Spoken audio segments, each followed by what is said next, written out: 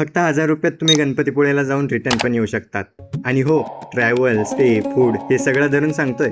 Friday नाईटच्या रात्री Konkan Kanya express पकडा, फक्त 200 रुपयाच्या आसपास तिकीट पडेल. सॅटर्डेला सकाळी 6:30पर्यंत तुम्ही रत्नागिरीत, मग बस स्टँडवरून लालपरीमध्ये बसून पुढच्या 1 तासात गणपतीपुळे. डायरेक्ट भक्त निवास गाठा. इथे तुमच्या बजेटनुसार पाहिजे तसा रूम सिलेक्ट करा, तो पण एकदम क्लीन अँड मस्त फ्रेश होऊन लॉकरमध्ये बॅग ठेवून बाप्पाकडे जा. खरंच मंदिर बघताच एक वेगळीच एनर्जी फील होते.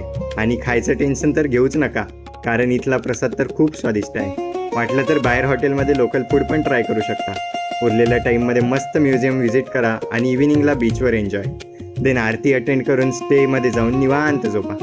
सकाळी उठल्यावर आरेवारे बीचकडे मार्गस्थ व्हा. मज्जा करून रत्नागिरीला या, कारण लगेच दुपारी 2:30ला आपली रिटर्न ट्रेन आहे, मांडवी एक्सप्रेस. खायचं, प्यायचं, राहायचं आणि ट्रॅव्हल सगळं मिळून 1000 रुपयात ट्रिप कंप्लीट. पूर्ण बजेट ब्रेकडाऊन कॅप्शनमध्ये दिला आहे, तो चेक करा आणि शेअर करा ज्याच्यासोबत गणपतीपुळे जायचा प्लॅन करताय.